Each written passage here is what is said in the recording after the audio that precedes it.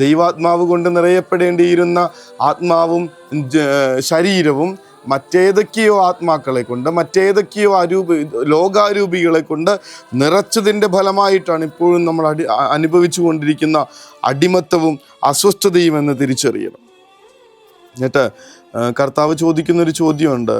ഈ 18 വർഷങ്ങളായി ഒരു സാത്താൻ ബാധിച്ചിരുന്ന ഈ മകളെ, ബന്ധിച്ചിട്ടിരുന്നവളായ അബ്രാഹത്തിൻ്റെ ഈ മകളെ ഞാനിന്ന് അഴിച്ചുവിടേണ്ടതില്ലയോ?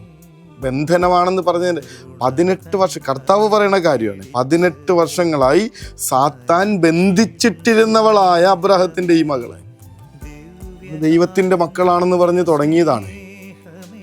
നാം ദൈവത്തിൻ്റെ മക്കളാണ്, അങ്ങനെയാണ് താൻ. ദൈവത്തിൻ്റെ മക്കളാണെന്ന് പറഞ്ഞു തുടങ്ങിയ മനുഷ്യർ ഇപ്പോൾ ആലോചിച്ച് നോക്കണം നമ്മുടെ സ്റ്റാറ്റസ് എന്താണെന്ന്. സാത്താൻ ബന്ധിച്ചിട്ടിരിക്കുന്നവളായ ഇവളെ 18 വർഷങ്ങളായിട്ട്, എത്ര വർഷങ്ങളായി സാത്താൻ നമ്മളെ കുടുക്കിൽപ്പെടുത്തിയിട്ട്, എത്ര വർഷങ്ങളായി അവൻ്റെ ചിന്തകളിലും അവൻ്റെ പഠനങ്ങളിലും നമ്മളെ കുരുക്കിയിട്ടിട്ട്, എത്ര വർഷങ്ങളായി അവൻ്റെ വഴിയിലൂടെ നമ്മളെ കൈപിടിച്ച് നടത്താൻ തുടങ്ങിയിട്ട്, എത്ര വർഷങ്ങളായി സാത്താൻ നമ്മളെ സ്വന്തമാക്കി കൂന് പിടിച്ചവരാക്കി മാറ്റിക്കളഞ്ഞിട്ട്.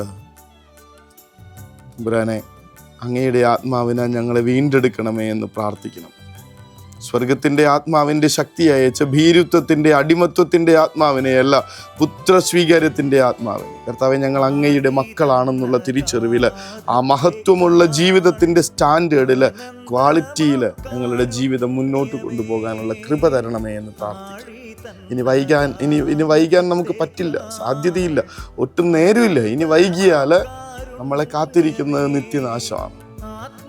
നമ്മളിങ്ങനെ ഉള്ളിലേക്ക് കയറാൻ അനുവദിച്ചു കൊടുത്ത്, കുടുംബത്തിൻ്റെ അകത്തളങ്ങളിലേക്ക് നമ്മളിങ്ങനെ വളം വെച്ച് കൊടുത്ത ലോകത്തിൻ്റെ അരൂപികൾ, തിന്മയുടെ ശക്തികൾ, എൻ്റെ ഹൃദയത്തിലേക്ക് ഞാൻ സ്വീകരിച്ചിട്ടുള്ള, അറിഞ്ഞും അറിയാതെയുമൊക്കെ സ്വീകരിച്ചിട്ടുള്ള എല്ലാ അടിമത്തത്തിൻ്റെ ആത്മാക്കളെ, പിശാചിൻ്റെ ബന്ധനത്തിൽ നിന്ന് ഞങ്ങളെ മോചിപ്പിക്കണമേ തമ്പുരാനെ എന്ന് പ്രാർത്ഥനയോടുകൂടെ നമ്മളെ സമർപ്പിച്ച്, പ്രിയപ്പെട്ടവരെ സമർപ്പിച്ച്, സാത്താൻ ബന്ധിച്ചിട്ടിരിക്കുന്നവരായ ഓരോരുത്തരെയും കർത്താവിൻ്റെ ഈ തിരുക്കരങ്ങളിലേക്ക് സമർപ്പിച്ച്, അവിടുത്തെ ആത്മാവിൻ്റെ ശക്തിയാൽ ഞങ്ങളെ അവിടുത്തെ പുത്രന്മാരാക്കി, പുത്രിമാരാക്കി, സ്വർഗത്തിൻ്റെ അവകാശികളാക്കി തീർക്കണമേ എന്ന് അപേക്ഷിച്ചുകൊണ്ട് വലിയ അനുഗ്രഹത്തിനായി അവിടുത്തെ ആശീർവാദം സ്വീകരിക്കാൻ നമുക്ക് മുട്ടിന്മേലായിരിക്കാം.